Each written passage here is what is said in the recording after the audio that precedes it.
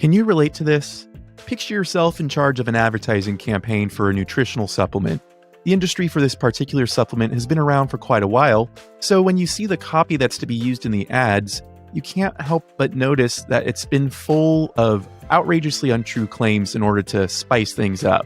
This can't be right, you think to yourself. Yet, when you present this problem to your CEO, that's when things get weird. But how do you know if this is truly a case of unethical advertising at all? Hell, seemingly everyone else is making basically bogus claims about their own products too, so what's the harm in doing it, right? But this just doesn't sit right with you. So, what will you do now? You'll find this out today through a story from Kyle Golding, CEO and Chief Strategic Idealist for the Golding Group, an award-winning think tank of strategy, business process management, and marketing integration experts. In today's self-help podcast episode, you'll learn about unethical advertising, how it relates to habits, and how these two powerful forces influence our lives.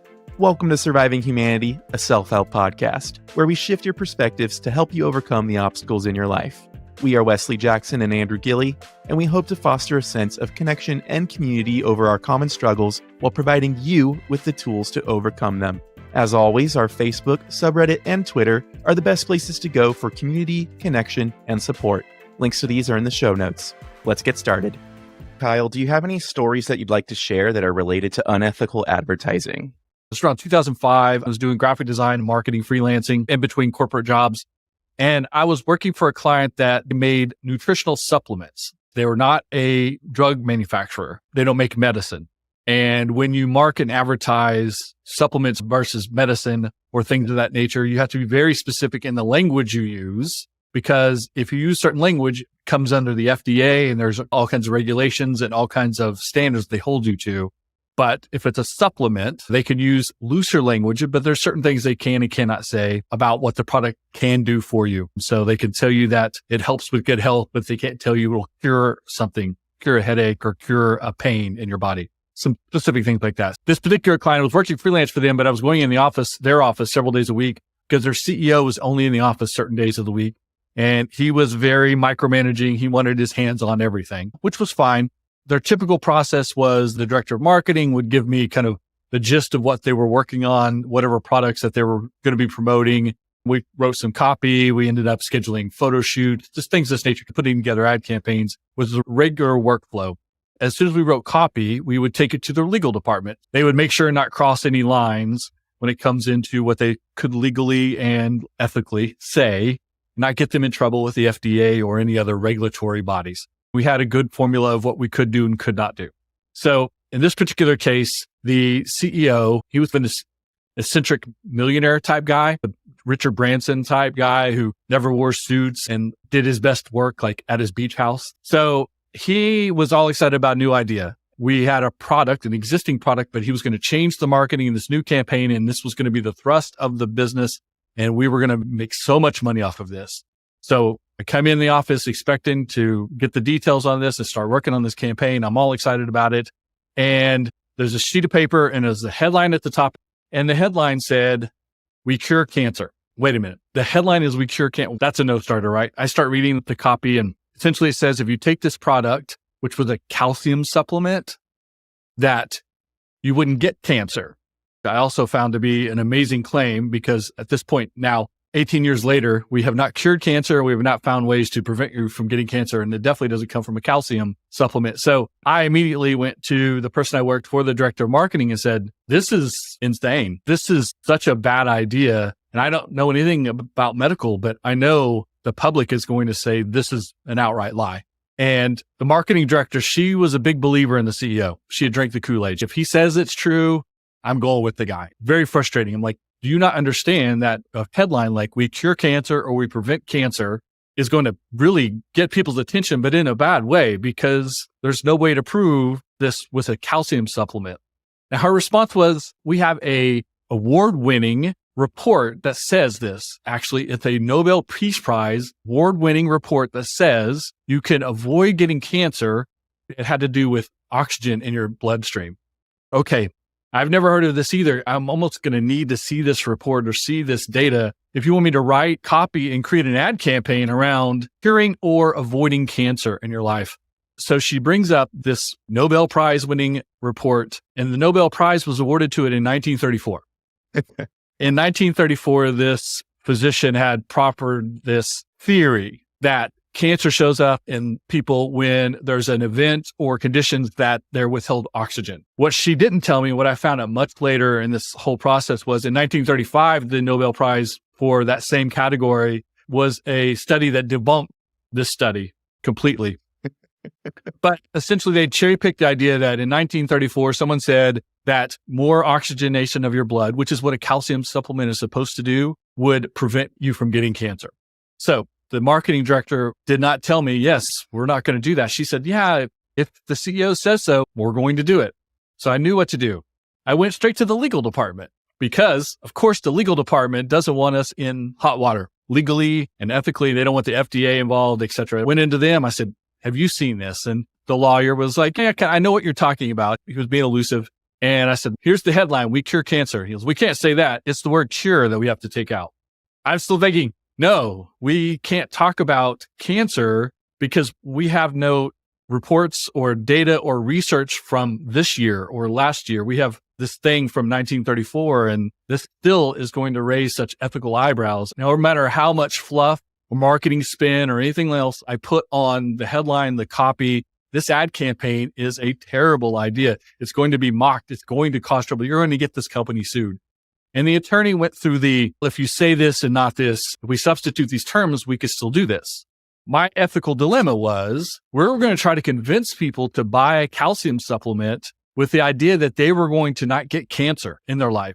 And I knew, again, I'm not a doctor, but you weren't going to avoid cancer forever in your life by taking the calcium supplement. And convincing people to buy this, whether it was $1 or $100, it didn't matter, to me was super unethical. And I didn't want to do this. Everything in my gut said, this is a bad idea. Do not be associated with this. These people are going to get sued. These people are going to be ridiculed. There are going to be articles written about how bad of an ad campaign this is because it's so outrageous. Now the marketing director and the head of legal says, if you don't like it, you can take it up with the boss. Go to the CEO. Why not? So I went right in, made the same case. I'm like, look, this is outrageous. This is insane. This is a bad idea. He said, no, it's a great idea. I believe in it. I believe in this product, although he could not offer me any proof outside of the study from 1934. And I just told him, I'm not doing this. You can hire someone else to do it. And he told me, if you're not doing this, you're not doing anything for us. And again, the back of my head, I'm like, this is income I'm losing. This is an opportunity I'm losing. But my gut told me, you have to get away, not only from this campaign, but if these three people who were the decision makers in this company were so set on doing something that I found to be this unethical, I absolutely did not want to work for them and didn't want to be associated with them at all. So he told me, go back to your desk and get to work on this or pack your stuff up and go. I packed my stuff up and I left. The irony is, as soon as I left, I went home and was reminded that I had a lunch schedule that day with one of the guys who I use for their printing services. He was a salesman of a printing company that I use for all types of brochures and flyers and things that we printed for all my clients. He called me up, said, hey, we're going to lunch today. I said, yeah, I've got a crazy story to tell you. So immediately go to lunch with this person, telling the story. We have a good laugh over lunch because he found it to be as crazy as I thought it was. He said, you did the right thing.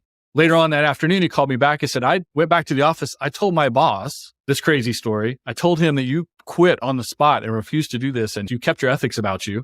And my boss was so impressed with that and some other work we had been doing together that he wants you to come work for us. So you got to do printing and you're a salesperson. Like I don't do sales. I'm a graphic designer. I'm an art director. He said, yeah, we're actually considering creating a position for you. We've been thinking about it previously, but your dedication to ethics and doing the right thing and holding yourself to a standard really impressed everyone in the organization. And we think now's the time to do it. We think you're the person. So within less than 24 hours of losing that gig, I had a full-time job with a company that I really liked and ended up working for one of my best bosses ever. We learned a lot from good bosses and we learn a lot from bad bosses. I have a ton of great stories of lessons I learned from bad bosses. Only 2 bosses that I really hold at a high level. And the person who hired me for this next job 24 hours later is one of those good bosses who always taught me the right way to do business and instilled a ton of great business ethics in me. So I went in a 24-hour period from working from possibly the worst boss I ever had to the best boss I ever had because I wasn't willing to do something that was ultimately unethical. Wow. Good for you. It's really messed up. It sounds like they're preying on the hope that everyone has. And even if they were trying to get into the nitty gritty and the details and trying to be like, oh, we just don't have to say the word cure and everything's going to be A-OK. I could see why that didn't sit well with you. But props to you for actually having the gumption to quit, because all too often in this industry, we see the opposite of that, especially these days. So I'm curious, let's get a little bit more personal here. What were you seeing, hearing, feeling, and thinking when you were going through this process where you were going to the marketing director, you were going to the legal team, and then you went all the way up to the CEO and you just kept getting pushback? What was that like? First, I was shocked. I was really like, this can't be right. And I thought this will be an easy fix. I'll have a conversation with these professionals and collectively we'll be like, you're right. And in my mind, like when advertising a product, you got to begin by what else that's happening out in the market, right? What are your competition doing? How are they marketing theirs? How are they positioning what they do and trying to find a differentiation and a different position for you? I thought, throw this piece of paper away and let's go look at our competition. Let's go find a position and let's find a way to smartly market this calcium supplement in a good way and cohesive along the brand too, because they had a lot of other supplements. I felt like it needed to fit in there as well. So first I was a little confused by it, but I thought I can solve this. The marketing director not being helpful in that kind of raised my ire a little bit, agitated me a little bit. And when I went to legal, I really felt like I don't want to say I wasn't necessarily telling on her, but I really thought she needed to be scolded and put in her place professionally for not stopping this process. And I thought the legal department would do that. Essentially, the whole role of a legal department is to keep you out of trouble in these things. When the legal team started finessing as opposed to throwing the idea out, I knew there was a problem.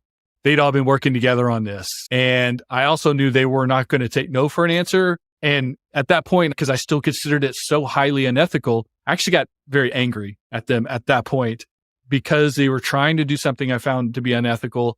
And they were trying to coerce me, bully me, force me to do it as well. They were going to take me down with their ship. And that made me very angry. I thought they were trying to take advantage of me. I even thought at one point, maybe if things go south, they would blame me. Like, oh, we hired this marketing company and they did that. If the public really got outrageously mad about it. So I was thinking about how to protect my brand as well. And when I finally left legal, went into the CEO's office, I was full on irate. I went in there to pick a fight, essentially, because I knew he had already made his mind up. And I also knew he was the type of guy who would never, ever admit he was wrong in my dealings with him in the past. And so I went in there essentially to get fired. I went in there to put a stamp on the whole thing and leave. I knew at that point I wasn't going to leave because I knew he wasn't going to backtrack on it either. So it definitely started with a little bit of confusion and concern and elevated right up to, I was thinking in my head, like, this guy's a real jerk and I need to get so far away from him right now. When you're angry like that, when you get that adrenaline pumping, I was really going. It was collecting my stuff and taking the elevator ride down where that started to wear off and it started thinking about, I've got to replace this income. And typically in my line of business, my next client comes from a referral from my current client. Typically people say, oh, we like working with him so much, you should hire him too. I'd been doing work for them for maybe 6 or 8 months. And so that was a whole period of time I could use as a reference and I couldn't listen as a client. And I wasn't sad or scared, but I was disappointed that I couldn't use any of this professionally to move myself forward. By the time I got to telling my friend about it, it became comical. I was laughing the whole time I told him, mostly because I was free from it now. I wasn't going to be sucked up in it and there was nothing I could do about it. He reassured me I had done the right thing. And then obviously his boss reassured me as well. From there, I felt a great sense of pride that I had stuck to my guns, that I had done the right thing. I took the risk of losing that income and losing that opportunity, but it paid off for me in the long run. And so ultimately now looking back at it, that was the right thing to do. But in the moment, it was scary, but I was super happy that it worked out the way it did. It sounds like you found a way through this by just sticking to your guns, aka your values in this case, and then using humor to just laugh it off. That elevator ride that you described is very vivid in my head. I could see when you talked about the transition from anger to kind of relief, right? So how would you say this whole experience back then changed your perspective in general? That was maybe less than 20 years ago, but it was a long time ago. And I've had good and bad bosses since then. I've had good and bad clients. My firm now, the Golden Group, been together 11, now almost 12 years. And so we've had ups and downs. We've had great relationships with clients. We've had relationships go bad. We just let a client go in January over an ethical issue. Now it's very easy for me to see something coming in those gray areas and say, don't even go there because we're not going there with you. It's much easier now with that experience because it worked out in a great way because I did the right thing, if you will. Now the decision to do the right thing is very easy to do. The first one's the hardest one. The first time you say no to something because of an ethical dilemma, the first time you say no to a client because it's not the right fit, the first time you do it, it's the hardest one. It's the scariest one. It gets your nerves going because it's opportunity and it's income and you're supposed to keep clients. You're not supposed to lose clients.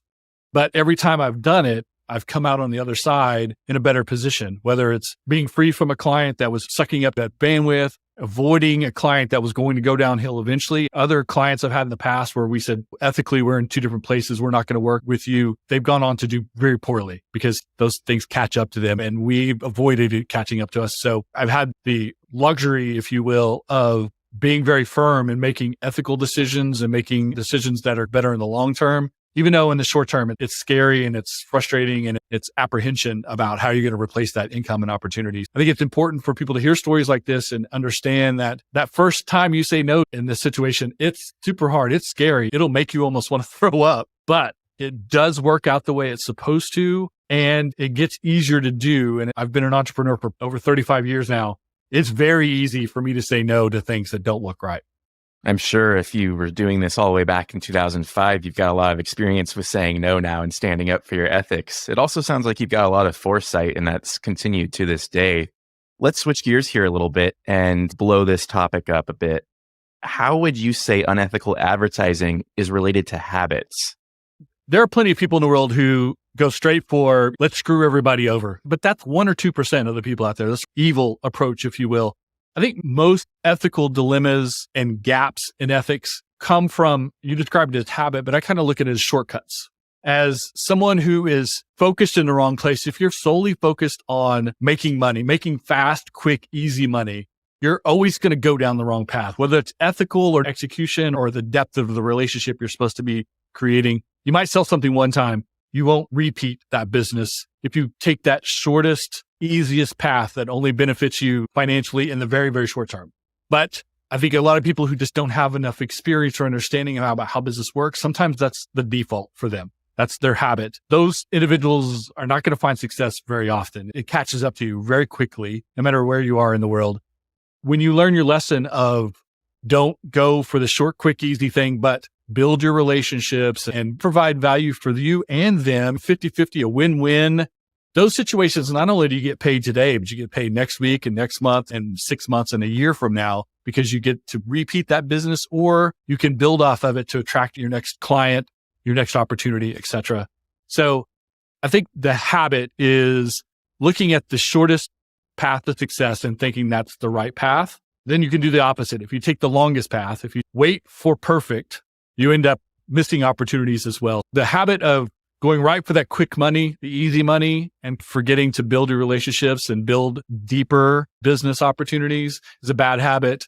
But never launching, never committing, never putting any parameters on anything and waiting for perfect is also a really bad habit as well that will ultimately kill any business. So create your economic flow and develop your relationships, build on repeatable business, sustainable business, creating a brand as opposed to just a product that you sell one time today. Those are the habits that you need to create in order to avoid those bad habits. I love it. Yeah, it seems like the habits here in this case is habitual thinking, always looking for that shortcut, like you said. Let's broaden this topic even more now. How do you think this story of yours is related to larger problems throughout society, and why is this important? If your sole motivation for anything is making money, you're already on the wrong path. In this case, this CEO thought people will buy the cure for cancer like crazy. We'll sell so much of this.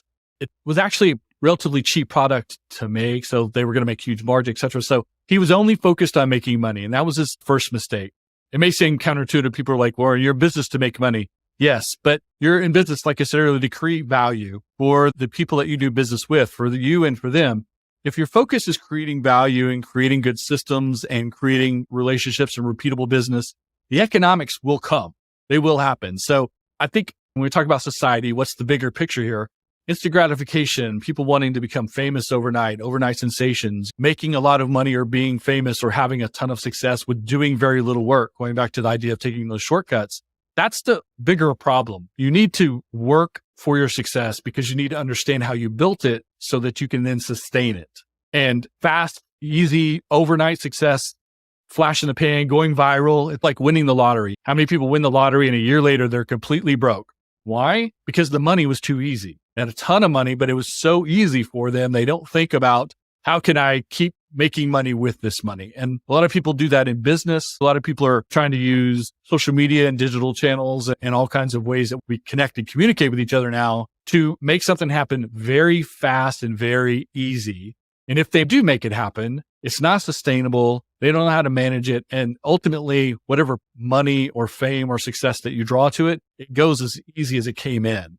So I think overall, we talk about society, everyone needs to slow down a little bit, be more focused on creating value, creating relationships, as opposed to going out and doing something crazy that becomes a viral video. You could be on this earth 1 year or 100 years. And if you think you're only going to be here for a year, you're probably going to take those shortcuts, but you could slow down. You could take your time and try to do things that are more of a win-win and more equitable for the people around you so that you can continue to do that, as opposed to go viral, make a buck, and then other people end up making more money than you do. And you end up left as that person who did that one thing that one time.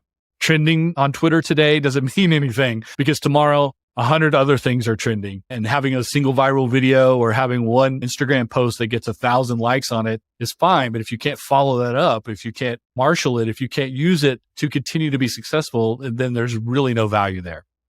Wow. Yeah, we're so addicted to the drama and the money making here, aren't we? The CEO effect, as it's called, where all the spotlight's on that one person. Just like you said, as fast as it comes in, it can go out just as fast.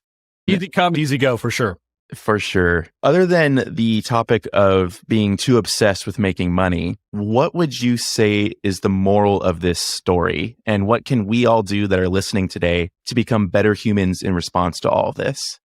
The simple answer is doing the right thing is always the right thing. It's too easy to give yourself an excuse of, I was just doing my job, or my boss told me to, or maybe these people are smarter than me, but these are excuses. It can be really scary to tell your boss no, or to avoid an opportunity because maybe the ethics are wrong or it's just not right for you. But doing the right thing is always the right thing. Every time that I've said no to something I felt was wrong, something better came along almost immediately. Not necessarily that the universe owes you something or gives you something for doing the right thing, but you put yourself in the right mindset, in the right position to have future success when you do the right thing today in the moment. And I think the second half of that is your gut is almost always right. If you look back at every major decision you've made in your personal life, in your business life, if you thought this is a person I want to know and get to know better, or this is a person maybe I want to avoid, you could look back a week, a month, 2 years, 18 years later and say, yeah, my gut was right. I find most times that little voice in the back of your head, your gut, your intuition, whatever you want to call it, that first reaction is typically right. Then you got to find the reasons to follow it and then have the courage to follow it when the situation is a little scary or unknown. But if you go back to the idea of doing the right thing, if you put yourself in other people's shoes, walk a mile in their shoes, etc., if you can think things like this, if you can be empathetic like that, if you can understand the big picture and not get focused on, I won't get a paycheck tomorrow if I quit today, but understand if I don't quit today, I'm going to be stuck in this job with a horrible boss or my reputation is going to be tarnished along with it. I think if you can focus in those ways and remember that people will appreciate, people will reward, people will congratulate, people will want to know and associate with you if you do the right thing, especially when it's hard. Doing the right thing when it's hard is even more important. It's easy to talk about it. It's hard to actually do it. So if that voice in the back of your head says, this isn't right, we got to get out of here, we need to not do this, we need to say no, you should probably listen to it. I love what you said there. The right thing is not always the easiest thing, but when it's hard is when it matters even more. So true. Wow. Okay. So before we go, Kyle, if you had to choose, what is your one tip for surviving humanity? The more you work, and collaborate, and cooperate with other people, the more success and the more positivity and the more good comes from it. When I was young in my career, I was really like cutthroat, go out there and win and step over who you need to step over. And I got to get mine. And I had some success, but again, it wasn't sustainable. I made a buck, but the next day I didn't know what to do. The second half of my career later in life and much more as an adult and much more understanding how the real world works, the more that I was a part of something, a part of a team, a part of a collaboration, owning 10% of something that's awesome is much more beneficial than owning 100% of something that sucks. So the more we can work together, the more we can collaborate with each other, the more that you can learn from each other, the more that you can find commonality, common ground. Any situation, if you put 10 humans in a room together or 5 humans or 2 humans, we have so much more in common than we do different. So if we focus on that commonality, if we focus on what we can do together, if we focus on win-win and how we can benefit each other, if I can have 50% of a great thing and you have 50%, that's so much better than me having 100% of nothing. These are ways that you extend yourself out in the world. You create relationships. Maybe those people come back with other opportunities. Maybe those other people tell other people about you and they create opportunities for you. There's this kind of synergy that comes from being giving and open to other people. In my line of business, I do a lot of simply just strict consulting with businesses. We work one-on-one with them on what their problems are and how to solve them. But I also come on podcasts like yours, and I have my podcast, the Strategic Growth Podcast. I have my personal podcast, the Starting One Hustle. And I give those same tips and I tell people the same information I'm telling CEOs of businesses behind closed doors, because the more we share that information, the more problems I could solve for someone else. That's just going to move them to the next thing that they need help with. They may think, hey, that guy that helped me on a podcast or gave me free advice online, maybe I'll call them up and maybe we can do some business together, because he wasn't holding the information back. He was giving it. And that's happened before. I've had plenty of people that I work with because I'm not afraid to give advice, give information to help other people without focusing first on how much money I make. If you do those things, if you're collaborative and open-minded and you work with people and you're open to experiences, the profit comes later, whether it's economics, whether it's opportunity, whether it's just meeting great people and being invited into great situations and having great relationships. All of the good is the side effect of you creating and sharing value with other people. So don't focus on you. If you focus on how you can be a part of big things, great things with other people, the benefit to you will come to you. It takes a little bit of patience, but it always comes, and it's continually creating success for itself as opposed to you having to continually grind out that thing for you. Working with other people, being collaborative, being open-minded, understanding you might be an expert in something, but there's still something you can learn. All that enlarges your brain. It enlarges your possibilities. And if you get out of, I need to do it my way in this set narrow path, and you get into that big wide path of, here are the possibilities, so much can come from that. There's more than enough to go around, just like you said. Success is not a zero-sum game. There is not a limited amount of success or happiness or positivity in the world. So if you're successful and I'm successful and we're working with 10 people that are successful, 10,000 other people could also have success at the same time, where none of us are getting the success meter down to zero. There's continual positivity for everyone. So share with other people and help other people along, because they're not taking from you, they're adding to your success. Thank you to our guest, Kyle Golding. Kyle is the CEO and Chief Strategic Idealist for the Golding Group, an award-winning think tank of strategy, business process management, and marketing integration experts with offices in Oklahoma City and Philadelphia. They focus on creating systems within your own business that can be measured, adjusted, then repeated by incorporating data analysis, market trends, and audience feedback. You can find their latest work at thegoldinggroup.com. I personally found Kyle and the Golding Group's list of awards that they have received to be really impressive. I mean, it is long. We highly encourage you to also check out their Strategic Growth Podcast if you're interested in learning more about how to navigate specific problems in your own business straight from the mouths of business thought leaders and experts. If you want to help support us, please join our exclusive monthly book club on Patreon, share the podcast with others, and don't forget to follow, rate, and review us on your favorite podcast platform. And hey, before you go, do you feel like you could benefit from a boost to your morale? Well, then why not give our 7-day self-confidence challenge a go? For only $7, you'll get exclusive access to content that will help you determine your core values and strengths, reframe negative thought patterns, and break old habits to build new ones, all while setting realistic personal development goals. Links to our Patreon and the challenge can be found in the show notes.